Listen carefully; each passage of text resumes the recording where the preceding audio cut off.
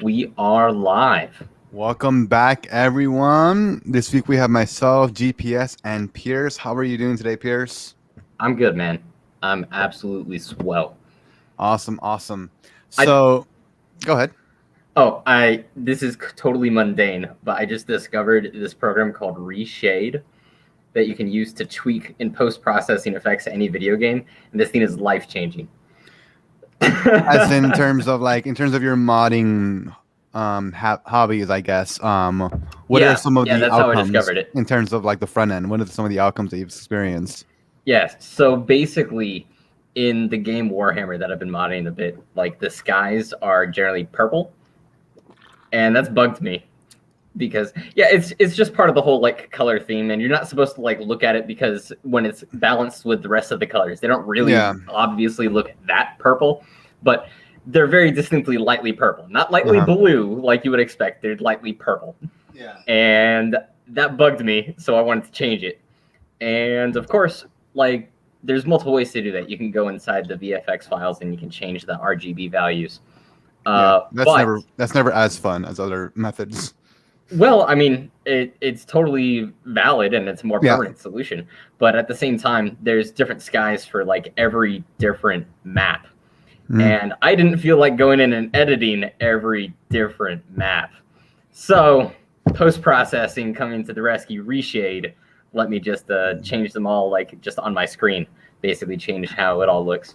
And it's more than just like changing colors. You can change like shadow depth and all sort of just crazy stuff. It's honestly, it's mind-boggling that you can do all this. Mm-hmm. So it's just a one-size-fits-all solution for the rest of it instead of making. I mean, it made a tedious, well, by comparison, a now tedious task much more easier. Yeah, I'd say that's about right. Just it was really cool. That's my most recent like toy that I've discovered, so it got me excited. Had to share. I'm on going through a raise right now in my programming class, and things are starting to click. Yeah. I've realized that for me to practice it as efficiently as I want to, is that I have to, even though I'm practicing it every single day trying to write these programs, it's the functions and everything within the programs that I want to be able to constantly practice. I've been looking at a few websites that people have recommended, like kind of like how I'm practicing touch typing. There's a program online. They do 30 minutes every morning. It's just practicing touch typing for 30 minutes. And as I'm going about my day afterwards, I'm applying it immediately. So I'm looking for methods in which I can practice, like, very simple stuff right now, like getting strings or loops or do while loops and stuff like that. Because on my first lab for this one, I realized that it was easier for me to reapply them once I looked back and looked at them. So by that thought, and this is me just knowing myself how I learn, but I best learn things just constantly practicing them, especially something with coding. But once I find a good website that will keep me on my toes and just the fundamental things, it will be reinforced in my mind and allow me to apply them easier and recall them essentially as I'm writing more and more programming. But right now our assignment is there's a formula they give us, and we have to determine based on the text input what grade reading level the text is based on the number of sentences and the number of letters on averages, so to speak. Which, given the formula is not that difficult, I know how to approach it. It's just I'm just breaking it down piece by piece so that I can make sure of course text input works properly. Once that's checked off, I'll go on to the next one. So kind of making sure things work as they go, so to speak. But it's still been an interesting journey. I'm looking forward to the point. There's going to be a point where things become more of a flow instead of more of a tediousness that it is right now. But I just have to get over that hump for whatever it is, however long that takes. That's going to be a while, friend. And the only way to do it is by doing it, man. I know it's going to take X amount of time, and I'm going to tackle that X as best as I can. All right. So are you intending to become like a programmer as a profession? I'm trying to keep it as an option. I'm kind of in between a lot of things right now, and regardless, if I steer more into the political world, like I think it'll be a very valuable thing to know, especially given, technology is not going to get worse as time progresses. Yeah.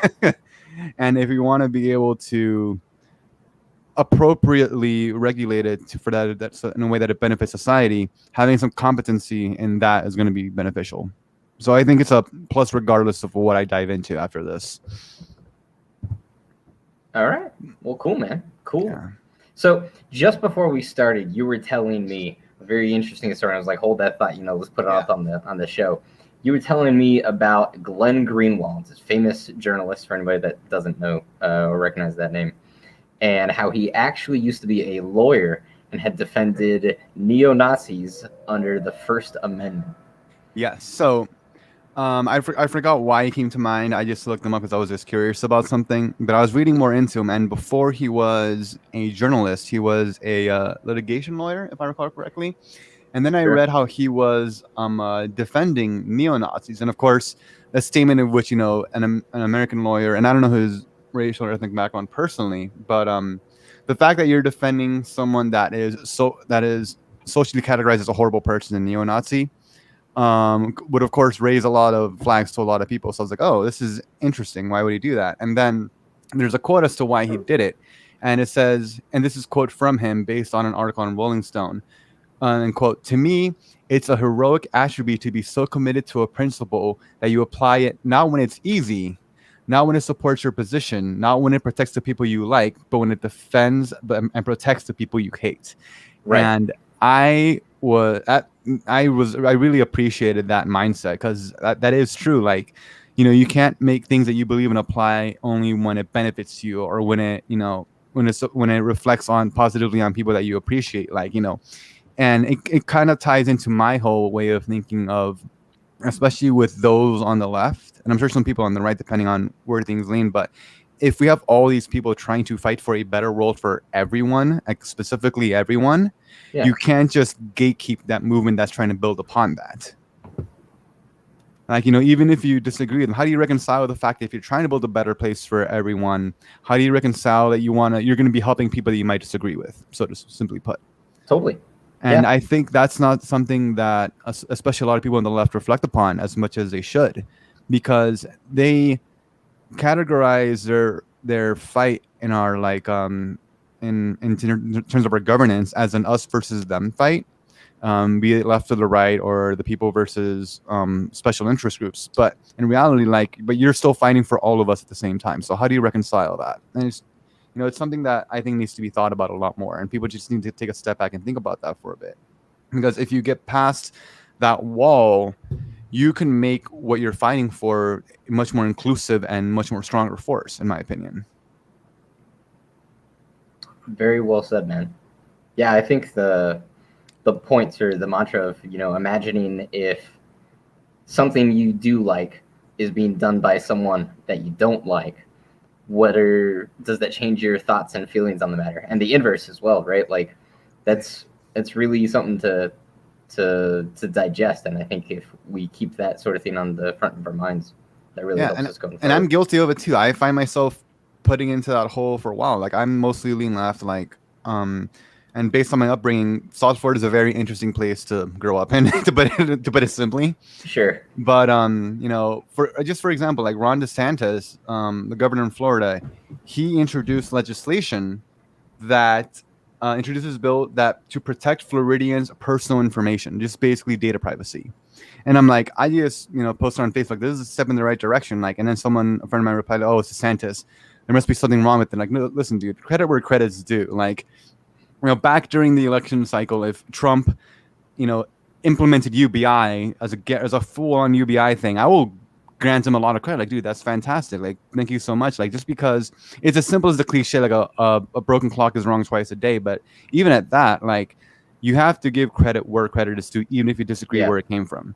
Like, if he managed to, solve the whole nuclear problem with North Korea, I would have damn, this guy deserves as much credit as possible, because that's an amazing foreign policy feat. But people are so have their shades of anything that is not on my side or is on that side has to be there's definitives. Like, it's either good or bad. There's a black or white thing, and that is so self-destructive that it's not helping anyone. I mean, it's just easier to think about that way, though. It's so much easier to, rather than actually think oh, hold on, maybe this idea could be good, or maybe this idea could be bad. It's so much easier to just be like, hey, that guy, I like him. What he said is good. Oh, that guy, I hate him. What he said is bad. It's just so much easier. There's less thinking that you have to do, and then you can still be part of the group. You can be part of the club. You can get your social validation or reinforcement or however you want by joining the team of I'm pro Joe Schmo and I'm anti John Doe. Exactly.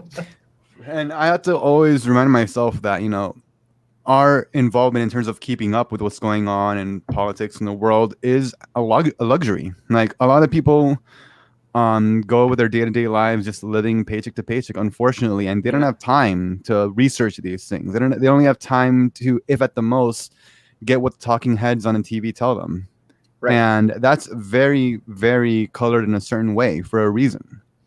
And it also isn't helpful that, generally speaking, most people's involvement into politics is less actually politics and much more the sports coverage of it. Like, for example, I saw Rush Limbaugh had died, right? Mm-hmm. And Governor DeSantis, again, as you mentioned, had ordered the state's flags to be flown at half-mast. And he also wanted the national flag, the U.S. flag, to be flown at half-mast as well.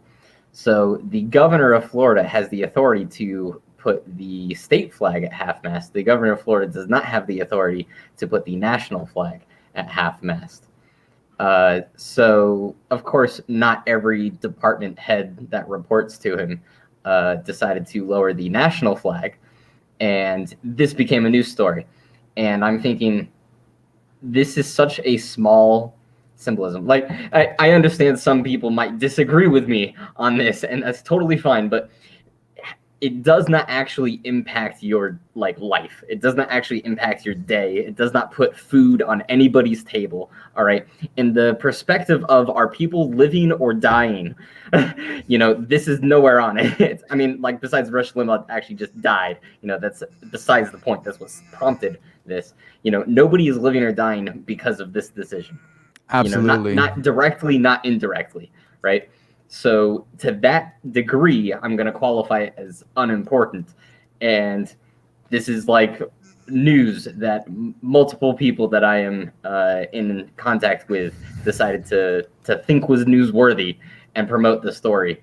And when that's your exposure to politics, of course you don't care. That doesn't help you pay your bills. It doesn't help you pay your rent. It doesn't help you get a job. It doesn't help your, friend get a job or your abusive ex leave you alone or any of the number of things that could actually impact you. It doesn't help save 1 minute off your commute. Yes. And the commute is always something I compare it to. It's just the metric is how does this improve my commute in the mornings, essentially? If no, then it doesn't really change much. And I remember, especially throughout this new year, before and after Biden's inauguration, and especially particularly after, with him trying to set a new agenda through Congress, I would see a lot of news stories pop up on Twitter that are just, this contributes to nothing. It's just either partisan infighting or political theater. And I remember replying to one of them. I'm like, oh, yeah, I wasn't aware. It was something on the lines of, I wasn't aware landlords were taking political theater as payment. This help a lot of people.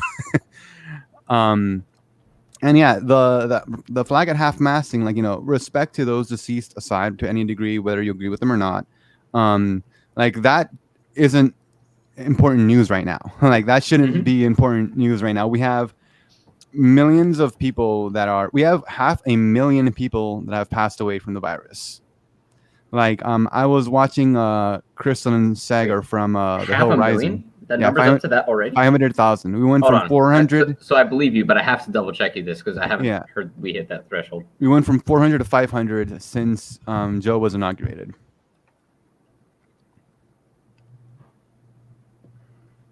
Our latest total, no, that's local. I don't need local. I want national.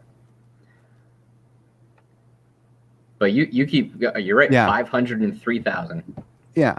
And I was listening to Crystal crazy. And Sagers from The Hill Rising's Joe Rogan podcast, which I hadn't heard, and I wanted to check it out. And they're a phenomenal example. I really appreciate they're taking a lot of things, because I tell people a lot of the time that even if you're slightly interested or know about the politics of our country, if you listen to their show, I wouldn't blame you if you didn't know that they were from two different sides of the aisle. Because they talk in a way that's not mostly left versus right, but it's mostly their opinion on things that come from a distinctive, side of things. But at the same time, as they put it, it's just the regular everyday Americans. I actually agree with you. So I say this as someone that likes them as well. Sagar seems pretty neutral. He very much does not really seem to imbue his own political biases into the show, as far as I can tell. I would guess that he leans a little more conservative, but what his own political bias that he does imbue is anti-establishment. First and foremost, both of them are completely anti-establishment. Yes. Now, I'm not counting that as like what you were saying, because Yes. we're not talking left or right. And I would kind of agree with you that Sagar is pretty like not partisan, and he's definitely anti-establishment. Crystal, on the other hand, is very, very like progressive wing, like staunch, like pro Bernie, pro whatever could be labeled as progressive. If it is anti-establishment and also progressive, Crystal's like all She's about that. on it. Yeah. No, that's a fair assessment. I think that's something I should check myself on, because coming from more of a left side of things, I can see her take on things. But when I see Sagar talk, it's like I don't see a much of a partisan tone on it than I see other things. Right. But yeah, I was what were we talking about previously that tied into this? Flag at half mast. Well, and just in general, I mean, I forgot at this point, but yeah, things aren't getting better. Like this news. Oh yeah, so I remember now. They were talking about how once the the George Floyd protests started going off all over the country, and that pretty much sucked all of the news oxygen away from COVID-19 for a time. Like that was headline news for like as soon as it was happening until for however long it was. But that didn't change the fact that the coronavirus problem was still a tremendous problem that was getting worse. So it's like we have all these bureaucrats essentially with political agendas and colorized media just trying to draw our attention in a way that's not beneficial to anyone. Like, sure, it's important to keep track of what's going on with COVID, the safety measures we should be taking from the CDC, but what does anyone benefit from you guys just trying to just keep the spotlight away from, I don't know. I guess what I'm trying to say is that whatever makes whatever makes the non-plutocrats fight amongst each other is what's beneficial to them to display to the people. And it's kind of like the whole saying where, like, you have how the best thing the rich person can do is make the two employees complain about like that one person making $1 more than them while they make $100 an hour or something to that regard. Sure. Like I think wealth inequality is a big problem. I'm sure that I don't think either side is doing enough to help combat it, or at least at the very least acknowledge it. Like ever since the pandemic started, the rich got tremendously richer, and millions of people have been falling through cracks. And I heard this quote from that Joe Rogan podcast. Like it's just displayed the stock market doesn't really mean anything, and what it really represents is a meter of how rich people are feeling. I have a theory for why the stock market is doing well despite companies doing, quite frankly, not well and whatnot. I have a theory. So everything, the price of everything is generally the intersection of supply and demand. There are very, very few exceptions that buck this rule. All right. But the price of almost everything is supply and demand. The price of stock, for example, is always supply and demand. Nothing more. It's not actually like a quote unquote what a country or a company is worth. All right. What a company is worth is how much you're willing to pay for it. Right. So again, the intersection for stock price is supply and demand. That is what dictates a stock price. When more people want to buy it. That's what dictated GameStop's price. Yes, exactly. Right. GameStop suddenly didn't like become a massively functioning successful company. Yeah, exactly. Right. It is just supply and demand. So when more people want to buy a stock than sell a stock, the price goes up. When more people want to sell a stock than buy a stock, the price goes down. Supply and demand. Simple as that, right? Okay, cool. So consider this. Stock prices have gone up. Why? I would posit because demand has gone up. But why has demand gone up?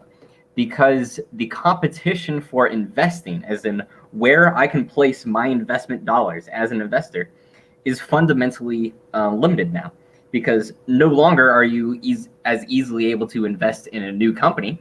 because it's much more difficult to start a new company right now because so many regulations or shutdowns. Like if it is anything to do with like people to people in person, right? Like fundamentally that business plan is like now flawed, or at least temporarily, like massively, hurdled, you know?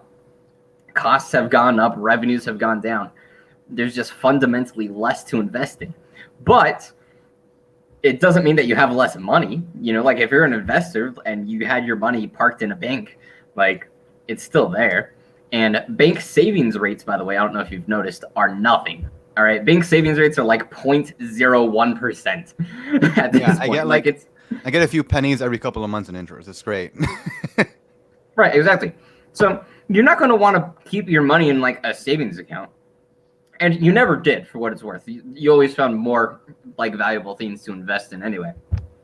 But like my point is that it all like trickles up, right? Like the savings rate is basically like the floor, right? And it used to be like, hey, maybe I made 1%, 2%. Like I made something out of it, right? And then next step up would be like certificates of deposit. All right, I will buy the certificate of deposit. You pay me back, or I'm sorry, I sell it back to you in like a year. All right, and then you give me 3% more, which is going to be more than the savings account, right? And then like it just keeps going up and up and up based on different kinds of investment mediums, right? And the investment mediums don't always have to be financial. They could be physical. They could be real estate. They could be companies. They could be new companies. They could be expansions to companies. You name it, right? And just fundamentally, there's less of that right now going on due to the pandemic. So people still want to invest their money somewhere. Again, it's not going to be a savings account. So where has the money gone? The stocks. The stock market. Exactly. So that's my personal theory. I haven't actually done any research to verify that this is like that the money is flowing as I think it is. But that is a rational theory given the obvious signals we're seeing in the economy, especially with happening with all the businesses. Like, hey, if we can't make any money here, people want to make money somewhere. Right. Interesting. Right. I remember reading a article based on what department was it? I don't remember the exact department that projected, but the department projected that a full 47% of national businesses were going to close due to the pandemic. It got worse. The reason why I was reading this article was because the point was how businesses owned by people of color, specifically people of Black and Latino or Latina descent, how specifically those businesses were more than 60% likely to close due to the pandemic. Meanwhile, white-owned businesses were like 40% or something like that. And that doesn't disregard the white-owned businesses at all. They're still suffering greatly. Right. But as always, the main point of the article, right? The main point of the article wasn't actually that 47% of businesses are projected to close. The main point of the article was Black businesses are being hurt harder than white businesses. Which, by the way, yes, I live in Rochester. I can absolutely tell you that's true. All right, like it's. I tell people that the pandemic, or our response to it, I should say, has like single-handedly set back. I want to say underprivileged communities by more than a decade. Yeah, because like generational downfall. Yeah, we have been like, I'm not saying everything's great, but we have been making progress over the years, right? Like to look at where we've come now compared to 1950 in terms of racial equities, right? Like it's huge progress, monumental, right? Like you have to be living under a rock or in denial if you don't think that we've made progress from now. It's not the best, but don't let perfect be the enemy of good. Right, exactly. So my point is just that things have been going up, right? Mm-hmm. That has been the trend. Not that they're perfect now, they're not, but that they've been going up. And our response to the pandemic, these lockdowns and the lack of stimulus accompanied with the lockdowns has absolutely just murdered these businesses, most particularly in the underprivileged demographics. And it's been terrible to see. So yeah, and it's not just limited to them. Friggin' every business owner practically has been hurting, but Yeah. In regards to that, I would think that would make it an important issue to people I want to say on the left. And as far as I can tell, somehow pro quarantine became a banner flag of the left. And well, No, the here we amount are. of things that got politicized over the course of the pandemic is insane. Like the mask thing was just unfortunate beyond every possible extent. And Yep. the economic response in so many ways has been, very, very poor, in my opinion. Like, whenever they push back talks of a relief check, for example, like the fact that that number for the relief check isn't going up over time is a huge problem, because it's not like, oh, a month has passed since we could have gotten it because you're still fighting in the Senate and the House, so we need less money now. Like, no, people are suffering even more. Like, Yeah. it's ridiculous. Like, and there's some improvement, in my opinion, with the legislation that Biden's administration wants to push through, like with the better restrictions or applications for the PPP loans for smaller businesses. But that's for a lot of people too little, too late. A lot of those businesses are already gone. Yeah. Like, and I remember Mnuchin back when he was Treasury Secretary, trying to defend, like saying, like, listen, I know this could have been better, but and again, this can come out as hypocritical after I'm saying don't let perfect be the enemy of good.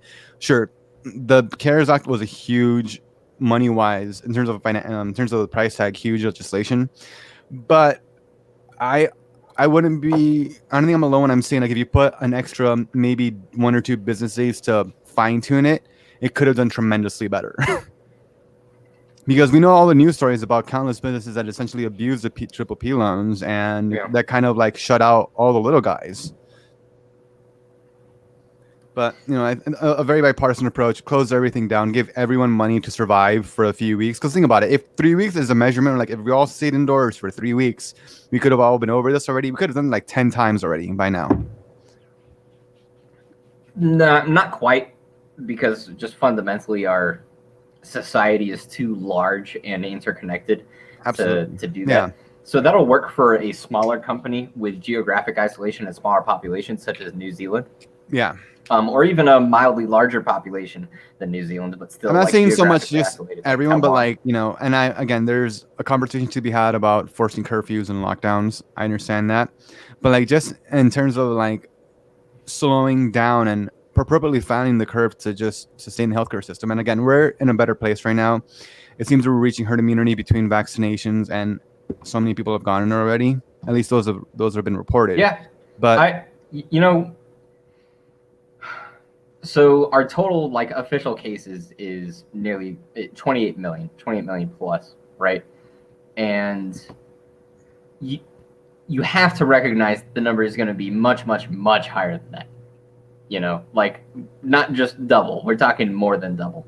Yeah. So, because not everybody goes to the hospital when they get sick. Not everybody can afford to go to the hospital when they get sick. So then there's also the fact that a quarter of people have been asymptomatic, and in addition to that, just it's been fairly benign for the most part, right? To a lot of people, I want to say that's not to diminish the fact that some people have in fact died from this, but most people, it's rather similar to a flu or a cold, maybe some extra symptoms like loss of taste or whatever, but the actual lethality of this disease is not overwhelmingly high. Right. And we're very fortunate for that. I don't think we should be very, very, very glad about that. But I think if we've already had X number, millions of people that have already gotten it, I think that we would be behooved if we questioned just how valuable, how we conducted ourselves, in particular in regards to lockdowns, how valuable it was, and what the actual impacts of that, and if they were worth it. Because fact of the matter is, this is not going to be the only time that this happens. All right, absolutely. Before you and I are dead, we are going to have another new virus pop up, and it's going to take over the globe, and we need to do better next time. Fundamentally, we need to John Oliver's Last Week Tonight covered the next pandemic on the previous week's episode, and there's a lot of things to agree with. There's a lot of complacency is going to be what screws us over. People aren't. not enough people are going to be willing to look at the consequences of this event to take proactive measures so that it doesn't happen down the road.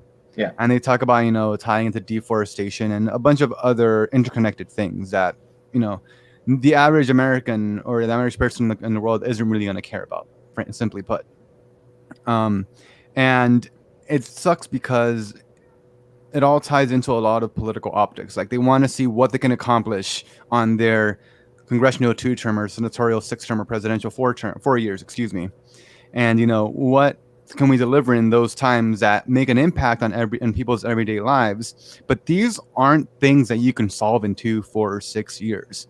These kinds of things are going to take maybe even decades. Like, they're going to be, if we do them appropriately, we won't see their positive effects down the line. And if we do them properly, those effects are ones that we don't even see because we were proactive in taking them. So we're not going to see as bad of a pandemic down the road. But people are so concerned about reactionary measures to things that are right in front of them.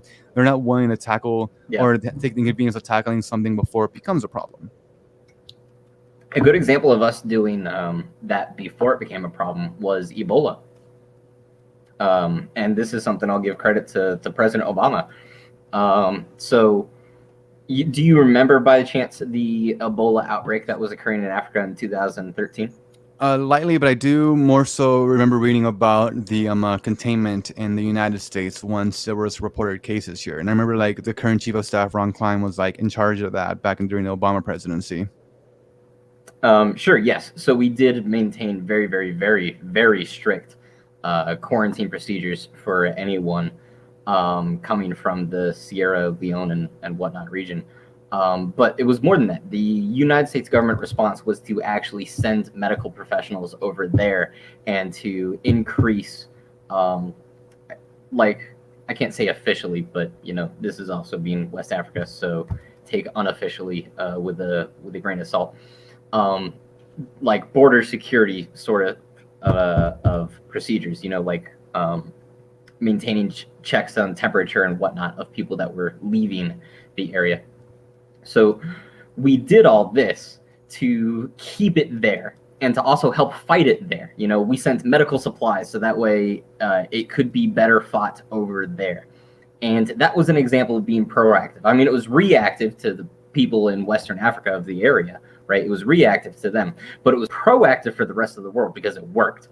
It kept Ebola for the vast point of it inside West Africa and not outside of West Africa. And Ebola is way more serious than COVID. Yeah, and regardless of where it was, maintaining it in as small of a geographical area as possible makes containment vastly easier. Right. And Quincy Norton wisely mentions, if you do the job properly, no one appreciates it. True. Yes. Like I said, so Ebola was a news story, big news story in 2013, but nobody knows what the United States really did about it. We're just, if you remember it at all, you basically forgot because it came and it went, and it didn't come to us.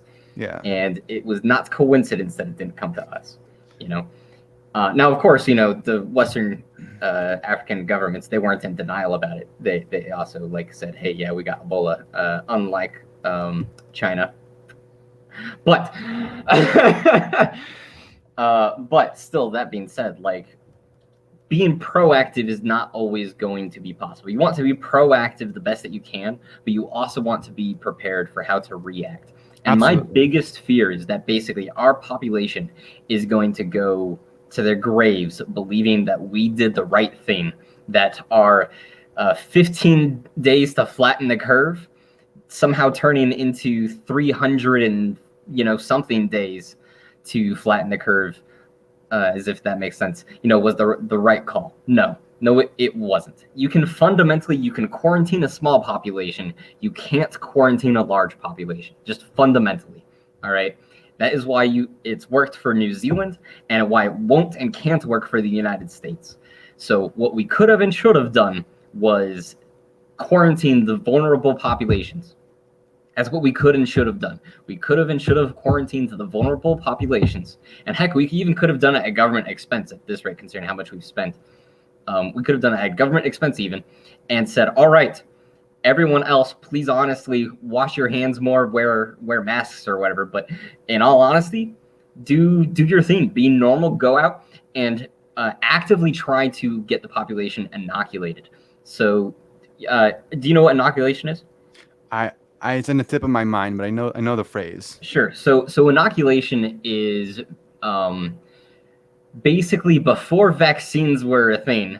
Inoculation was your best bet. So inoculation was intentionally infecting yourself with what you could perceive to be as like the least symptomatic, least severe version of the virus, of the disease, and just like acknowledging, hey, guess what? Now you got it. But we're getting it intentionally under controlled circumstances, and then you're able to recover, right? So rather than being like sidewinded by it and like, not ready for it, you get it intentionally.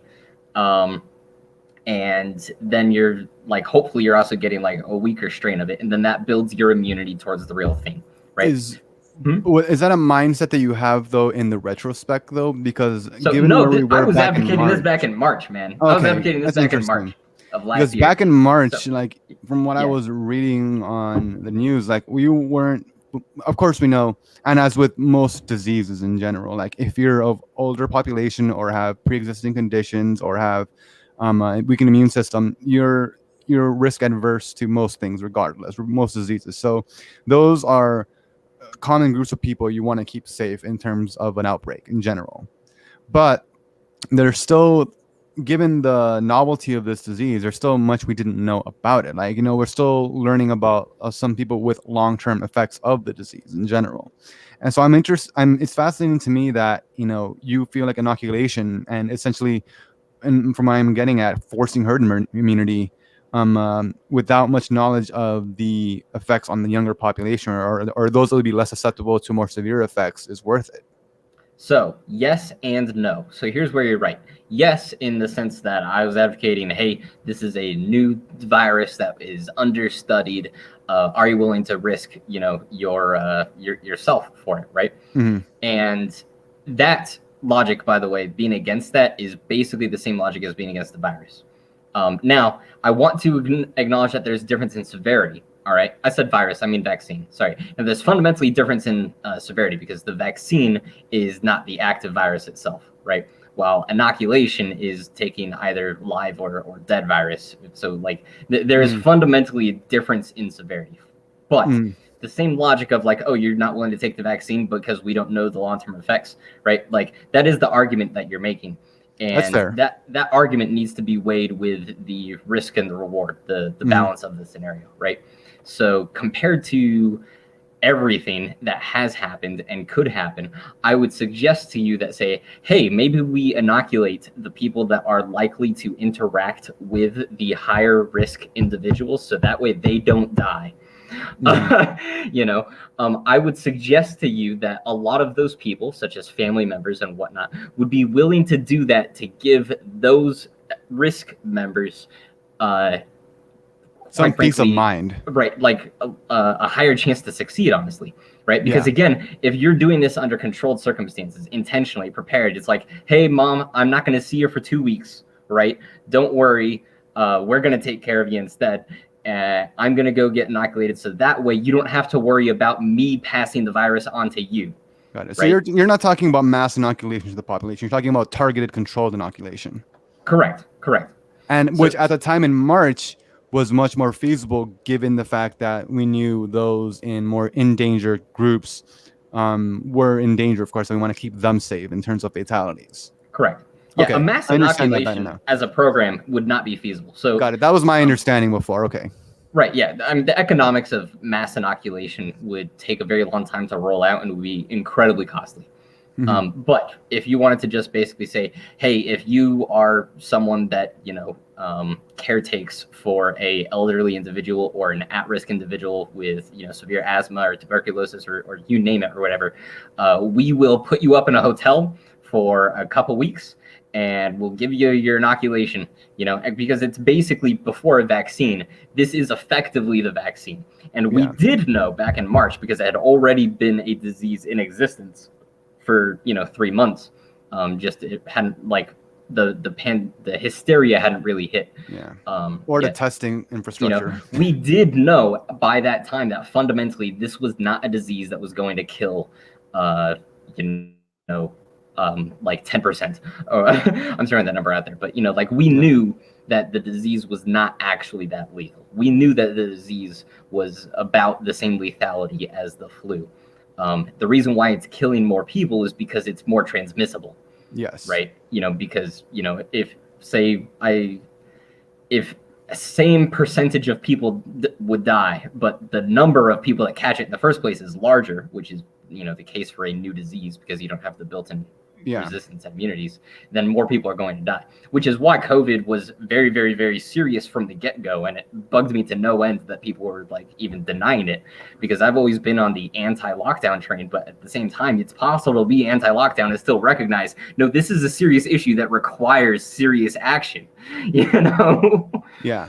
Infectivity is a huge problem. And the unfortunate thing is just like people become so complacent that when news started popping up a few months ago about these new strains that are more infectious, and my first thought was like, and this isn't to downplay the severity of a more infectious strain, but like, thank God that's what seems to be the only new mutation, because it could have been, instead of more infectious, it could have been more deadly for all we know.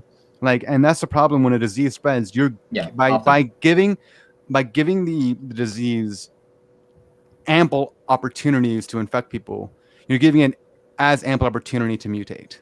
Right. Which, by the way, is just more reason why you would want the infection period to be condensed rather than elongated, right? Now, the disadvantage to condensing the infection period is availability of resources, right? Because a lot of resources are built on time, fundamentally, right? So this is the whole like flattening the curve approach, right? Yeah. But there are reasons why you actually don't want the curve flat, why you actually want it higher, right?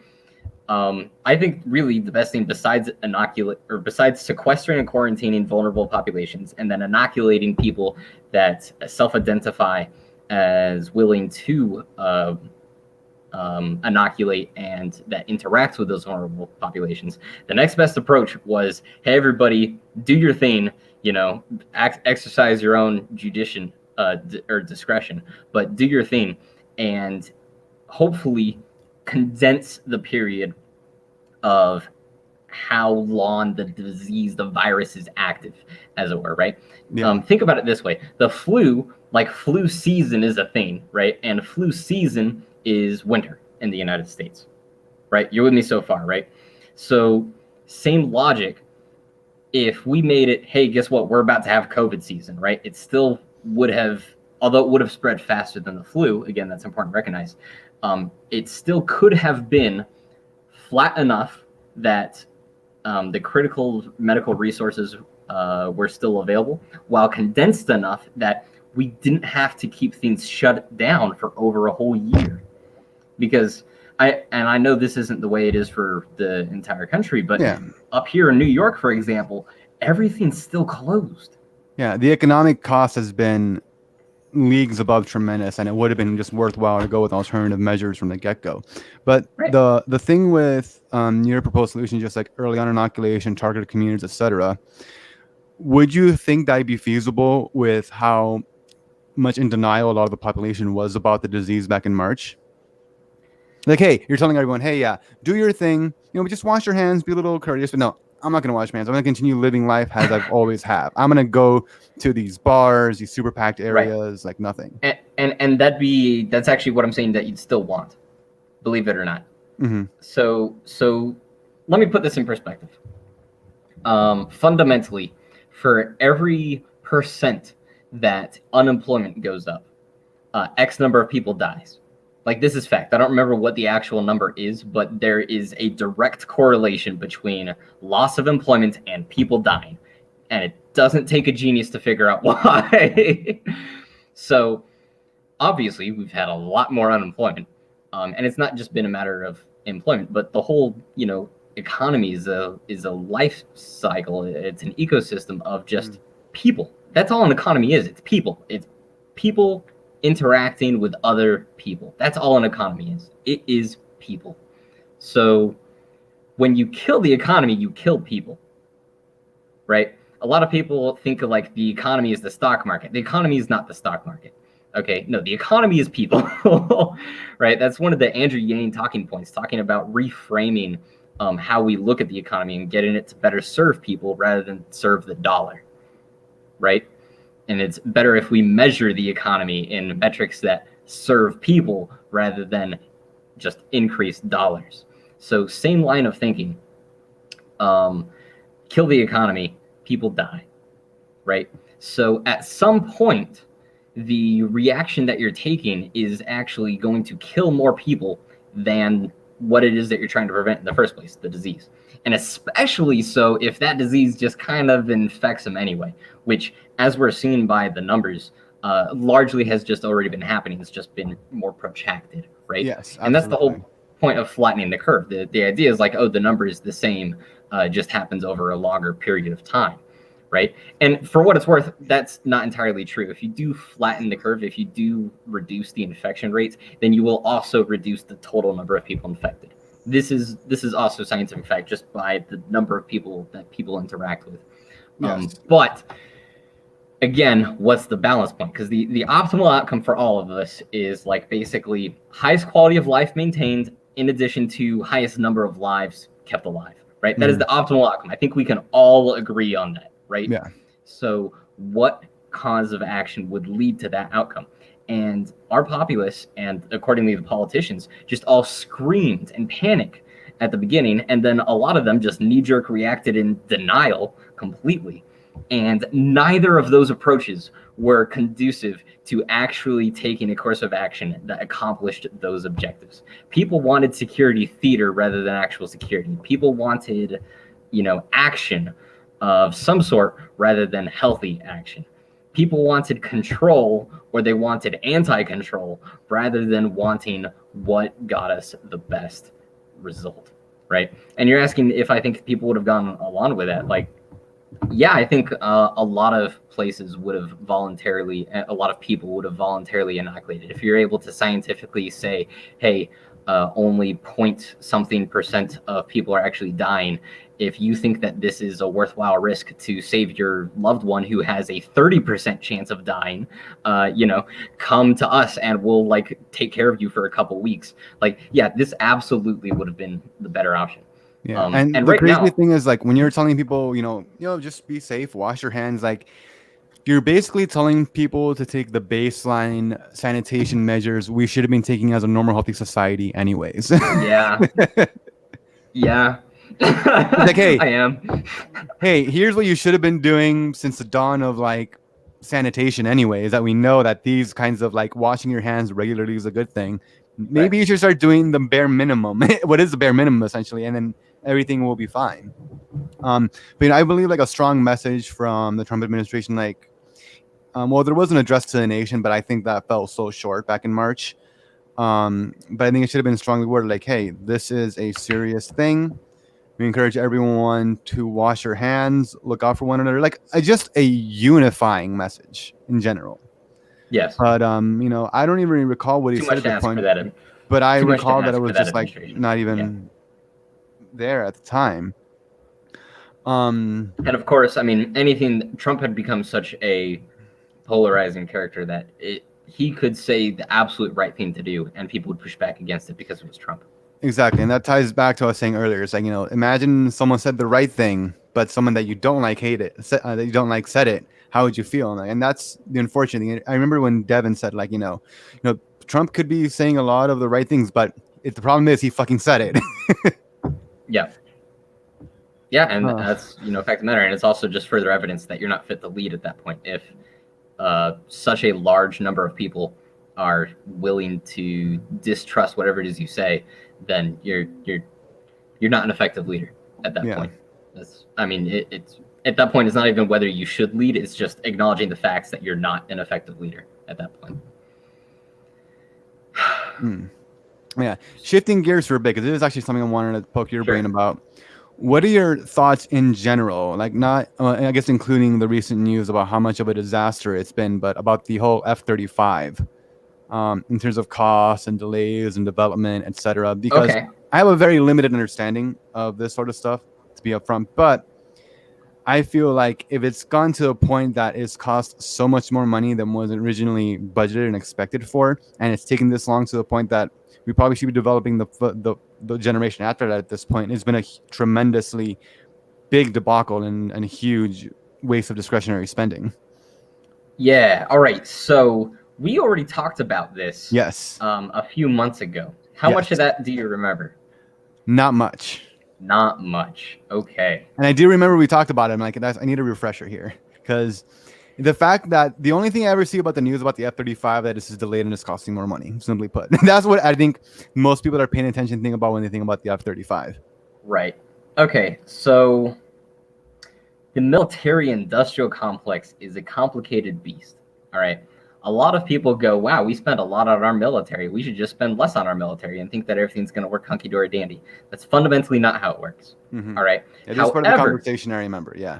Yeah. However, I will say that not purchasing new equipment is one of the more concrete things that you can cut out and actually know what the impact is going to be.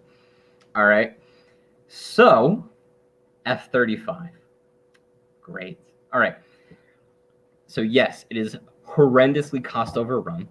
It is overpriced. And we are still going along with it. The United States government, the United States military it's more the government than the military. The United States government is basically bending over and allowing Lockheed Martin to just ram us. That's a very graphic representation of this story, but it's one that will fit my military background, so it's the one I'm giving to you. All right. But why are we doing that? And there are actual reasons for that, not good reasons, but there are reasons for it. When I explain those reasons, you're going to understand why it hasn't gotten better. So why is that happening? Corruption is the one-word answer, but that's not sexy enough. So let me explain how the corruption works out. You have a congressman. The congressman has jobs and donors that they want to protect. All right. So they are going to champion the purchase of new equipment. A concrete example that is not the F-35, tanks. All right. The United States Army stated, hey, we don't need any more Abrams tanks. All right. We have enough. We don't need any more. We don't want any more. Please don't buy us any. But guess what? The United States military doesn't set its own budget. The Department of Defense budget is not set by the Department of Defense. The Department of Defense budget is set by Congress. All right. And Congress also can stipulate this money goes to this. This money goes to that. So Congress has stipulated that this money is going to go buy tanks. Tanks that the United States Army doesn't want. It's happening anyway. So similarly, the F-35 is one thing that you purchase. Right now, the United States Air Force does actually want newer, better planes. All right. It certainly thought when it initially started and said, hey, yeah, let's buy this F-35 thing. That's a great idea. All right. It initially thought that it was going to be getting a different thing than what we've actually gotten. But I do want to point out that this isn't the tanks where it's like, okay, we got enough. We don't want more. We do actually want newer generation aircraft. However, the F-35 has again not been a delivery of what was promised. And this isn't just like a normal sales of like, oh, hey, you know, you misled me on what it was that you were going to sell me. No, this has been fundamentally misrepresent lying. All right. This has been intentionally, I believe, I can't prove it. I'm sure somebody can, actually. I would be shocked, actually, if there wasn't investigative journalism that is providing damning proof at this point. I believe that the F-35 program has been intentionally delayed and intentionally mismanaged at certain points in order to prolong the length of the contract and in order to milk the teat. Because the government is certainly susceptible to the sunk cost fallacy. All right, any person is. And the government is still made up of people. But past that, like, you know, we still want the new plane, right? And it's not exactly a competitive market, right? So who else manufactures aircraft? And then let me follow that on with which of them are in the United States of America, right? Mhm. And the answer is a very, very small list of companies that are capable of creating the newest, best, top of the line generation of aircraft. It's a very, very, very, very small list. And those companies happen to be in collusion with each other. And we know that they're in collusion with each other because they together formed a company called the Orbital Launch Alliance, right? Now, the Orbital Launch Alliance is why we had virtually no progress in our spacefaring capabilities from 1985 to 2010. All right, because these companies formed that cartel and basically it's told the government, hey, guess what? We're your only bidder. And everything you need space related that you need civilians for that NASA can't do, it's going to be us. And when there's no competition, there just fundamentally isn't as much drive to innovate, isn't as much drive. That's not to diminish the capabilities and the powers of individual engineers and whatnot that are contributing. Yeah. But it is to say that from an organizational perspective, they don't feel the pressure. And in fact, actually, if they're able to build things like ours, which they often are, then it is their incentive to actually go slower, right? So that's the Orbital Launch Alliance. And then it wasn't until just SpaceX, a quick tidbit. The Orbital Launch Alliance is comparable to regional monopolies of internet service providers, you would say. In terms of like, hey, we're your only option, in this case, in this market area, you have to work with us. There's not much reason to innovate in terms of getting you better internet speed. Yes, in the sense that they're both monopolies. Yes. Yeah. Okay. Yes. So, and it wasn't until SpaceX came along and was like, yeah, we're not about that, and we're funded not by our space companies, so we're actually, we're not profitable. So we're able to get started. It wasn't until SpaceX came along, and then Blue Origins after them, and a few others, that the modern day space race boom came alive. Competition is what led to that directly, right? Yeah. So SpaceX currently doesn't produce national security weaponry. All right, defense weaponry like F-35s and whatnot. Maybe they will. Elon Musk, if you're listening, perhaps there's an expansion to your business available, right? So the other companies, like I said, they colluded as a cartel officially as the Orbital Launch Alliance, right? So I actually looked up. It's called the United Launch Alliance. I'm sorry, United Launch Alliance. Thank you for correcting me. I appreciate the distinction. Names are difficult for me. So this cartel of companies, it's the same exact list of companies that would be making something like the F-35, right? So the United States government, if it were healthy times and whatnot, let alone the fact that there's, politicians, congressmen that want this to happen for their own, self-interests, let alone that, if the government were acting healthily, they would eventually just go, you know what?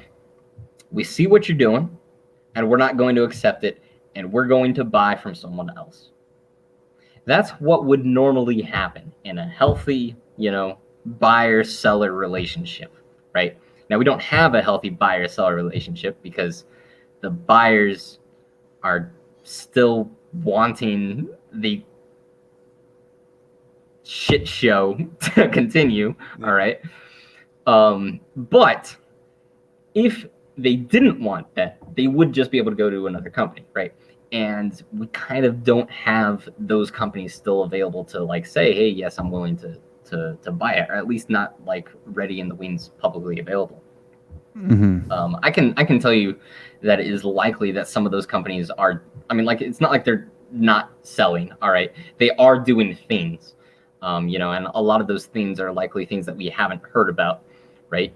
Like the B-2 bomber was only unclassified and like officially acknowledged like a full 15 or something years after it had been in use. All right, so it took 15 years for the public to find out about the B-2 bomber or something like that, right? So imagine that's the B-2 bomber, stealth plane in all the movies, the bomber one. imagine what the B-2 bomber equivalent is today, right? Like I'm sure that these exist. The F-35 is obviously not an example of this, all right? So it's not like these companies are out of business, but these companies would naturally just want more and more business. But because they're effectively forming a cartel, not as officially in this sense, that competition is just simply not there. So the United States government is basically stuck with having buyers that still want this, cash cow to continue, along with a lack of ability to go, hey, let me go with you to actually buy my new thing. And the United States government is then just stuck with basically going, okay, well, we've spent all this money on it already. I guess we should really still see it through, right? And, well, here we are. Hopefully it ends up being worth it, man. Well, unfortunately, as you mentioned, we're now this has taken so long that we're now maybe thinking, what should we be getting after? Yeah. And it's also just completely a matter of time, or if we're already transitioning towards this, of recognizing that we don't necessarily want people in the aircraft. Yeah. There are going to be manned aircraft until we die. All right. But the average role of an aircraft today, a military aircraft, not all of those need to be manned. So fundamentally, think of dogfighting. All right. The biggest limitations to dogfighting right now today are not the equipment. All right. We can make a plane do loop-de-loops and climb and whatnot to G-forces that no human can withstand. All right. We can do that already, but the human can't withstand it. So your plane's not very good if it needs a pilot and the pilot's dead or passed out. Yeah. Right. So. Yeah. The possibilities of what the aircraft can do or exceed the physical limitations of what the body can go through. Right. So that's where we are right now. And we have been slowly shifting to drones for X reason or for a Y reason, and drones present a new level of asymmetric warfare because drones are susceptible to any digital, attack, right? A plane at the end of the day could still be made to be redundant based on mechanical parts, right? And mechanical parts are not vulnerable to digital attack. Or electronic attack, I should be saying, rather than digital attack. They're not vulnerable to electronic attack. So, that's a cool thing. And that is a new vulnerability that drones have that normal planes do not to the same level, right?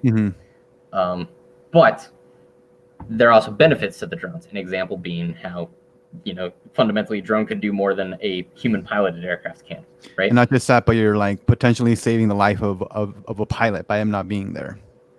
Yeah, in the sense of dogfighting and other life risking missions. Yeah, absolutely. In terms of PR, and that's always a good selling point. Hey, the pilot doesn't have to be there for this risky mission that could cost him or her their life.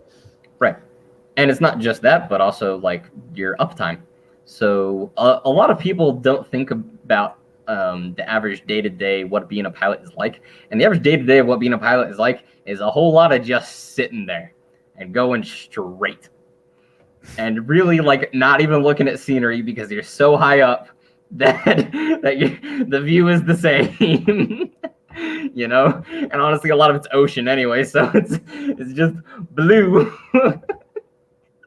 And it's not like a real pilot. Like a real pilot in a civilian airliner, they can read a book, all right, during parts of their shift, or they can take a nap or whatever. This is part of why you also have a pilot and a co-pilot. This is totally allowed, totally normal, all right? A military pilot, no, he's not allowed to just read a book while he's up in the air. All right, he's expected to be 100% alert and ready at all times. So where was I going with that? Oh yeah, it's boring. Okay. And again, there's the human limitations. It's not just, oh, what G's can you withstand, but like, how long can you go without having to go to the bathroom? All right, well, congratulations. We can give you this little thing to like pee in, but what about poop? All right. Are you able to hold in that poop? It's nobody wants to tell someone, hey, you got to crap your pants. All right. You know, and crapping your pants is a pretty valid reason to be like, hey, I gotta land. You know, if it's just like a non-critical mission or whatever. But yeah, it takes fundamentally a lot of time to get from point A to point B, where it is that you're actually going to do the thing, whatever the thing is, right? So that limitation has limited what we're able to do just in terms of operations, right? And also, again, that limitation, like you don't want to be stuck in a plane by yourself for 18 hours. Right now, that's happened before, I guess, thanks to like modern refueling and whatnot.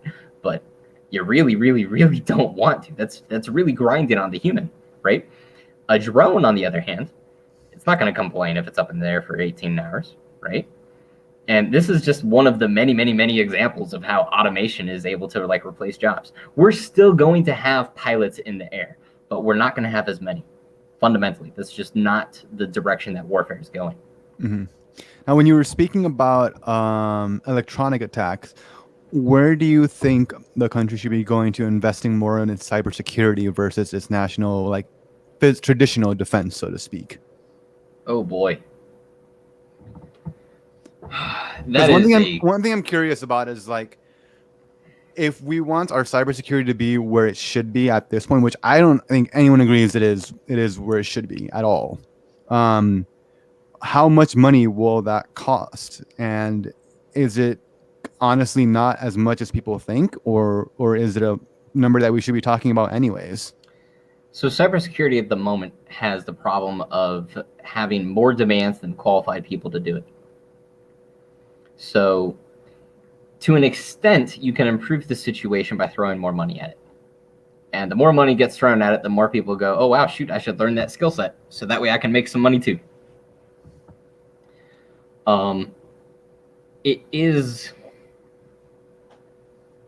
This is going to sound almost elitist. It is not a job that everyone can do. And it's also a job that varies a lot based on who you are and what you're doing. All right. And if you're engaged in the cybersecurity community, you'll discover that people that know what they're doing are actually kind of rare. And here's the thing. Then even those that do, like, everybody still has what's it called? Like impersonator syndrome? Imposter syndrome. Imposter syndrome. Thank you. Told you my names weren't the strong suit. Yeah, dude, like, because there's so much that you don't know, and then there's a new attack every single day that does something new in a different or novel way or whatever. Like, it's an endless race, and it can be like exhausting, and accordingly, like, it makes it difficult to scale up. I guess that's really the point that I'm trying to hammer across here. All right, it makes it very, very, very difficult to scale up quickly, to grow like your talented and competent knowledge base and, you know, people that are performing the duties required. So how much money would we have to throw at it? I don't know.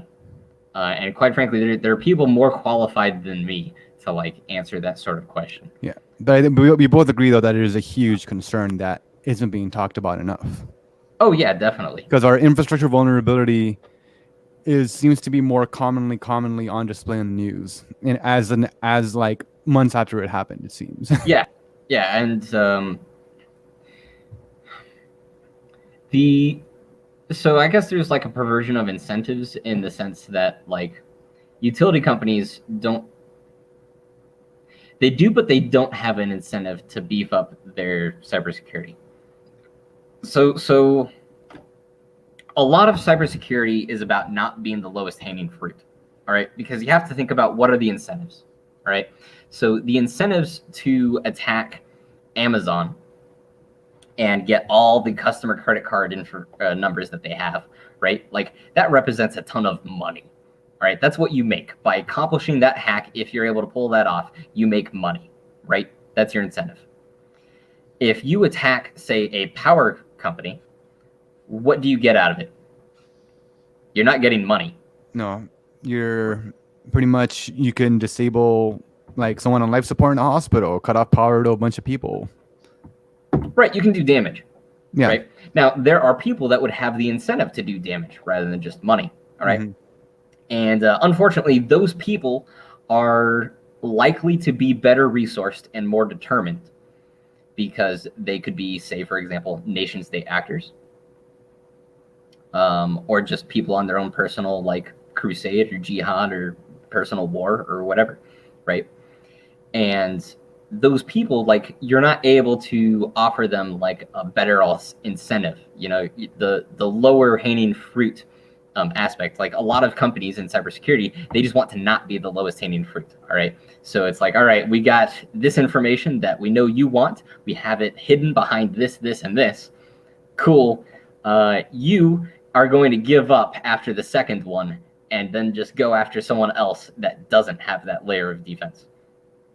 And cool, congratulations, we managed to not be attacked because we slowed you down and made you give up and go after someone else. Made you go up and give up after lower hanging fruit. It's the equivalent of someone being the only one in a neighborhood with a beware of dog sign, so to speak.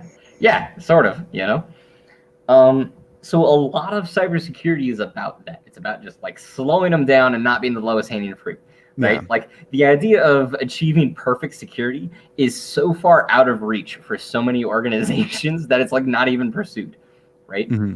So for utilities though, their incentive, I mean, I guess they do have credit card information, right? Like that could be one attack, but that's not the attack that gets people, you know, keep staying awake at night. You know, Yeah. What gets them staying awake at night is the example you gave that like, oh shoot, the power might die to a hospital. So now someone on life support dies, right? That's what gets people, you know, worried. So that sort of incentive, or I'm sorry, that sort of not Incentive. vulnerability, but impact, result, or whatever. Uh-huh. Like that's the sort of thing where you really don't have room to make mistakes, right? And those companies that have this responsibility, a lot of them are run by good people. A lot of them recognize the severity and seriousness of what could happen. But a lot of them also just go, you know what? Insurance is cheaper. I mean, it's just a business decision at this point, right? Yeah. So, especially when you go, all right, well, who is it that would be messing with us, right? Like, we don't have the resources to compete with that, to do that, right? Like, it's just a fact of quote unquote life. Like, you know, we don't have the money to do what needs to be done there, so let's just do a little less good. Let's just try to not be the lower hanging fruit, quote unquote, do the best we can, and buy insurance for the rest. And that is basically how our entire like security apparatus in the private sector and the non-governmental sector, how the entire security apparatus works. It is totally, to different degrees, a equation of being the not lowest hanging fruits or the not second lowest hanging fruits, or just making it as difficult as possible up to a point, you know, because you have like the cost of diminishing returns, and you have just, there are so many vulnerabilities and like ways of attack that it's quote unquote impossible, not actually impossible, but like it can feel impossible to guard against them all. And it can actually be kind of unreasonable to say that they're expected to guard against them all, because new attacks are constantly being created that haven't been thought of, right? And you can't be psychic. So it's a very, very, very difficult field. Damn. Hopefully I'm like getting that across somehow. Yes, no, you are.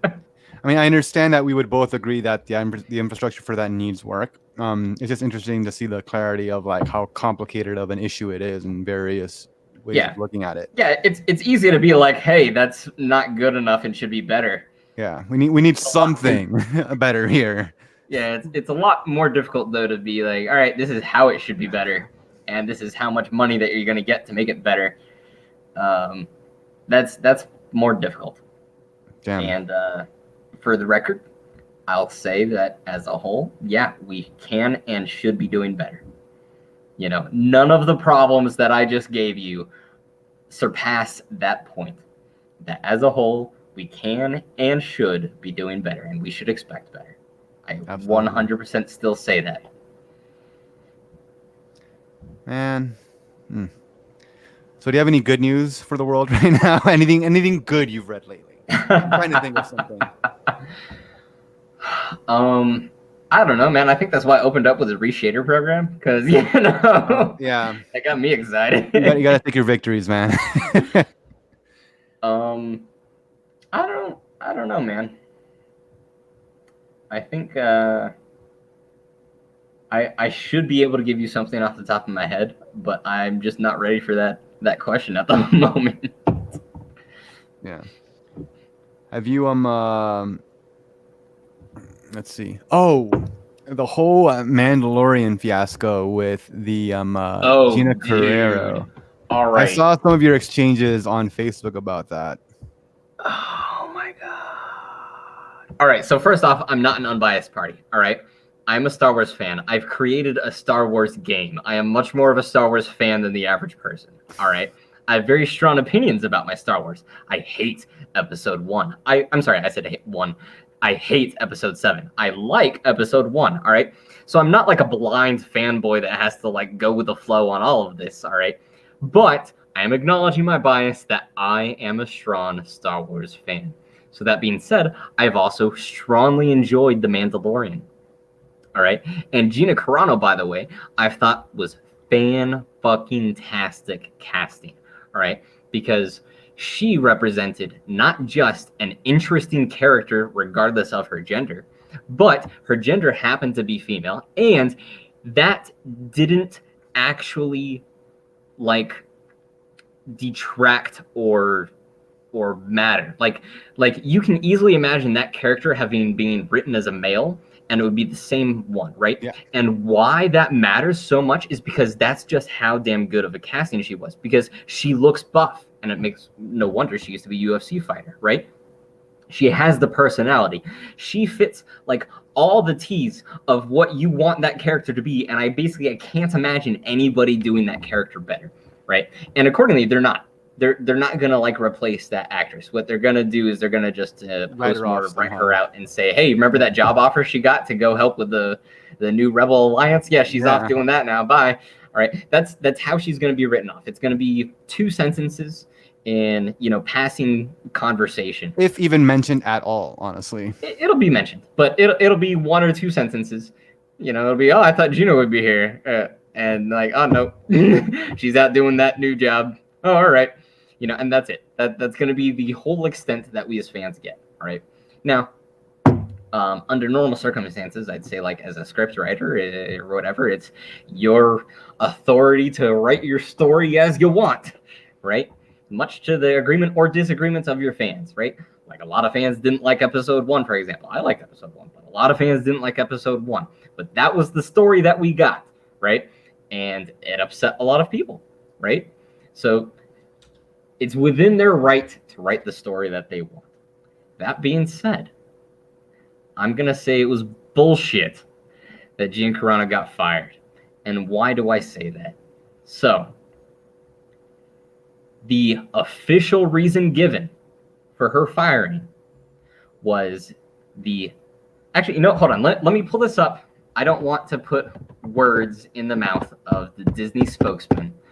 Let me get this right. Gina Carano firing. Because I'm asking you because these are one of those things that I've heard lightly about, but I'm the kind of person that I will not bring an opinion unless I'm well understood of what the topic of conversation is. Sure. So, and this is why these exact words are important. So I'm going to educate you. All right. So the official Lucasfilm spokesperson said in a statement, Gina Carano is not currently employed by Lucasfilm, and there are no plans for her to be in the future.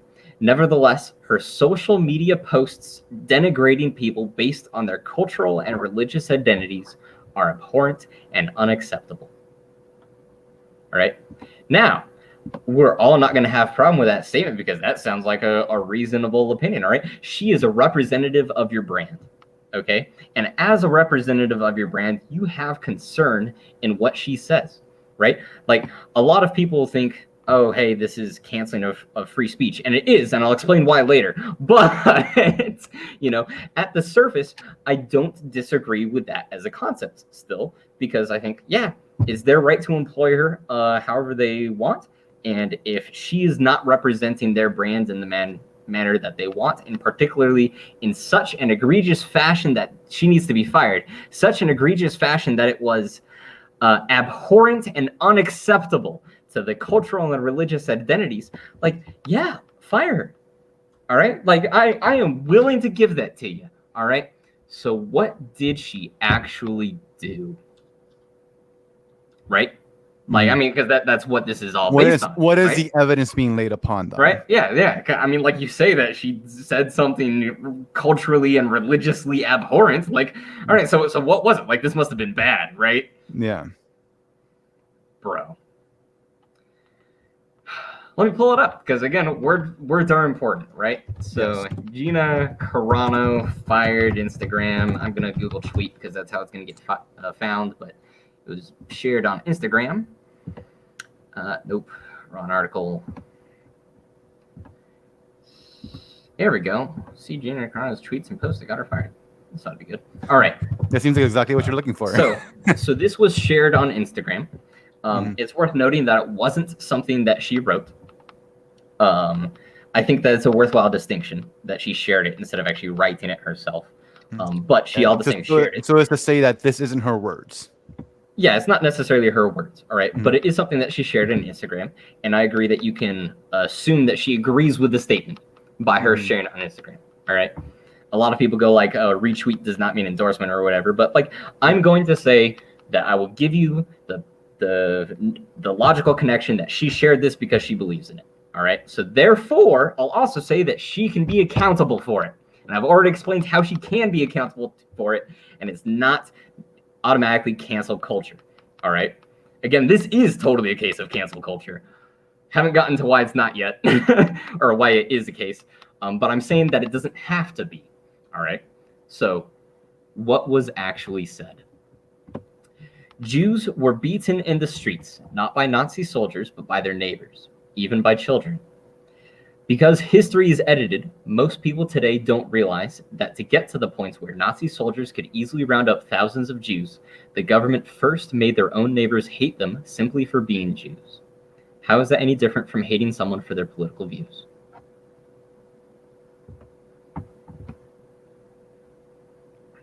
That was the statement. That she shared. That she got fired for.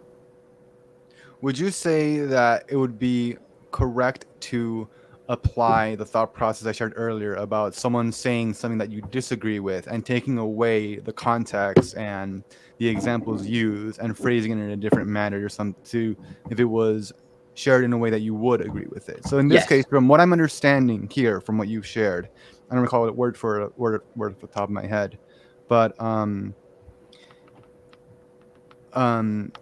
there I believe that she was trying in a way to emphasize a distinction regardless of the context that was being used as an example.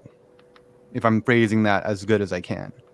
Yeah, what she did was she gave a call for peace. She said, hey, don't hate your neighbor based on their political views. That is what the statement says. It says, don't hate your neighbor based on their political views. The political views, by the way, aren't mentioned. It doesn't say don't hate your neighbor based on being a Republican. Or don't hate your neighbor based on being a Democrat, right? I could see this statement going either way. Yes. Because it is politically agnostic. Yeah, and I can see right now where this took a shitter of a turn is because of the examples used in that statement. Because of what? Because of the examples used in that statement, using Nazis and Jews, etc. Right, so I guess that's like a tangent thing. Like, I think it's ridiculous that the Holocaust and the Nazi mass murder of Jews and other people along with them is apparently so sacrosanct to some people that we can't ever make comparisons to it. Like, if you can't make comparisons to it or references to it, then how do we learn from it? And you have to learn from history if you don't want to repeat history. And Gina Carano, in this sharing of someone's message, is accurately pointing out that as a matter of historical fact, what happened before the mass murders of Jews by the government was the mass, I'm going to use brainwashing of people to hate Jews, right? Mm-hmm. And people actually killing Jews before the government did, right? Like, this was a matter of historical fact. And the reason why I guess it's particularly relevant is because she ties it to our current day climate at the end. And she says, how is that any different from hating someone for their political views? And the question isn't meant as a literal question. Yes, you can choose your views, all right? You're not chosen to be born a Jew, all right? Like, yes, we understand that difference. The question there is not to actually point out the differences. The question there is to point out that this is happening today, that people are hating their neighbor based on their political beliefs, and that they're being told to hate their neighbor by an enormous and large amount of institutions. Mm-hmm. And I think one of the points you brought up about a minute ago is, I think, one of the bigger topics to discuss in this entire ordeal, when you said that, you know, if the Holocaust and what happened to those people is so untouchable, how are we supposed to learn from it? You know what I mean? Like, sure, right. We all agree it was a horrible, one of the darkest things in human history. Right. But if we're not going to take lessons from things that led to that, how are we improving our society? Exactly. And like, to me, I don't think that this gives me any additional credibility, but to some people, this apparently gives me additional credibility. I'm a Jew by blood. I have Jewish blood on both my parents' sides, and that matters if you're Jewish, because Jewish lineage is passed on the maternal side if you ascribe to that orthodoxy. Mm-hmm. So I am Jewish by blood, and I will say that, I guess, as a Jew, I'm not offended by it.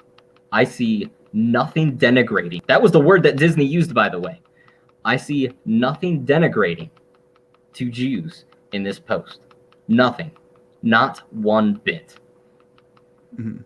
And in the actual application of what happened here, it's just it seems to be just a matter of Disney seeing all the negative PR backlash to her, what she shared online, and they didn't want to deal with that. Yeah, sort of. I mean, like, I think it's ridiculous that PR whiplash happened at all. And I think the reason why is not because of the content of what was said, but just because Gina has been recognized as a conservative individual, and it's not okay to be a conservative in popular media today.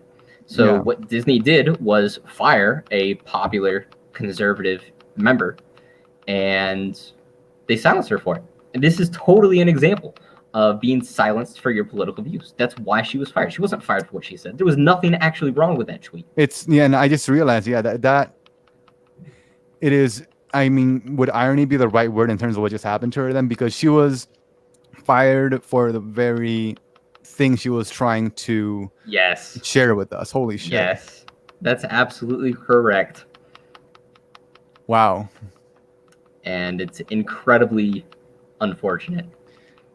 Now, here's the unfortunate thing. Here's in terms of our conversation, how many people are willing to have this conversation? Like, I actually didn't read through all of the comments when you posted on Facebook, but like, you know, how many people are willing to sit down at a table and like share different perspectives as to why this was a good or bad thing, instead of just, I mean, cancel culture itself is just silencing people you disagree with. And how do you say that that's a good thing in any regard? Like, how do you become a better person by just stowing away anyone that doesn't agree to your... Well, the answer that you're going to get to that question is the so-called paradox of tolerance. Are you familiar with it? No. All right. So this is a concept that at surface makes sense. When you dig into it in practice, it's a little more questionable. That's not to say that it doesn't have merit, but it is far from the law that it will present itself as. So the paradox of tolerance. Paradox of tolerance basically goes like this, that if you are tolerant to everything, that will include being tolerant to the things you disagree with. And if you're tolerant to the things you disagree with, that will include things that happen to be totalitarian, assuming that you are in disagreement with being totalitarian. And by not silencing the totalitarian voices will gain power until eventually they have control and are able to silence you. That is the paradox of tolerance. The paradox being that by being tolerant of intolerance, you have enabled intolerance to be intolerant of your tolerance. So it's just a matter of who silences who first in that particular paradox. Well, congratulations. Yeah, that's what they want you to think. Yeah. So this is the excuse used or reason used, whichever your opinion on the paradox is, to silence people for having a viewpoint that they disagree with. Because first off, you have to be apparently intolerant, right? Don't you see? She's intolerant. Don't you see it right there? It's somewhere in there. I don't see it, but it's there. Right? So this is the most common reason that you're going to be given by any sort of like intellectual or semi-intellectual. And at the surface, it makes sense, right? Like, I mean, hey, if Nazis weren't allowed, then Nazis wouldn't have grown, and then Nazis wouldn't have taken over Germany. Or at least that's the logic. History isn't always in agreement with that, by the way. Christianity was outlawed by death until the moment that it became the state-sponsored religion of Rome. I don't know if you knew that. Yeah, now you do. I think it was Emperor Justinian. I could be wrong on that. Totally fuzzy on my Roman history, not my expertise. I think it was Emperor Justinian. So history kind of overrides the rationale, so to speak. Yeah, it's a very prominent example of something being a totally not okay, and then suddenly being like overnight. Hey, guess what? No longer is this punishable by death, and now this is the official state religion, and you should get on board with this, right? Quite the 180 on that one. So silencing or attempting to silence doesn't always have the result you're looking for. So that's the first problem with the paradox of intolerance. All right, the fundamental assumption is flawed. All right, history is full of examples of voices only getting bigger because you tried to shut them out. And I think that sentence should resonate with everyone today. Right? So first off, again, the fundamental concept is flawed and bullshit. So I disagree. If it's not obvious, now I'll say it. I disagree with the paradox of intolerance. I'm sorry, the paradox of tolerance. Then second off, there is the aspect of, as you said, so it's a race to whoever silences each other first, right? Which is not the paradox, by the way, that the paradox of tolerance is trying to infer to. The paradox that it's trying to refer to is how tolerance leads to intolerance. That's the paradox that it's trying to refer to. But the genuine paradox is the one that you actually pointed out, which is just, so it's a race to whoever can silence each other first. Which is obviously problematic because who is the arbiter of what's right and wrong, right? And this is a very, very deep philosophical question. Subjective. Right. It's a very, very deep philosophical question, and you can answer that with any number of ways. But then, like, okay, let's say that you're a Christian and you believe that the Bible is the arbitrator of what's right or wrong. So you can look to that for every case, even though it doesn't include every case, and even though other people might not agree with the Bible, right? Like, what if you don't agree with the Bible? Like, I happen to know a lot of Jews. They're not on board with the Bible or the Newer Testament portion of it, right? So, does that give you a higher moral authority? I mean, like, you believe it gives you a higher moral authority, right? But do you actually have that higher moral authority? And that again begs the next question of what even is a moral authority? Like, is this subjective? Like, so it's a very, very complicated and philosophical question that we just suddenly opened up by this question, but it really is pertinent to it. Like, maybe that's okay. Now, I can state that I definitely have an opinion on just about everything. All right. So I do not like Nazis. I do not like neo-Nazis. I do not like green eggs and ham. All right. So that's an easy one for me to be like, you's a piece of shit. I wish you would stop talking right now. Right? I am not on the same page with being like, oh, you're a Trump supporter. I don't like Trump. But you know what? I don't think that you're automatically a piece of shit and shouldn't talk or have a voice because you like Trump. Right? Mm-hmm.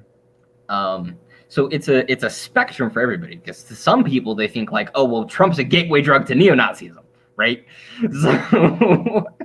So therefore I have to stop you from liking Trump in order to stop you from becoming a Nazi. And even though I just agreed with that person on being a Nazi is bad, I didn't agree with them on the former point of saying, oh, hey, yeah, you should silence this person because of their political beliefs. And that person, by the way, could turn around and say the same thing to you. That person could say that Marxists are bad, that, you know, communists have been responsible for the largest mass massacres in history, more so than the Nazis. This is all true, right?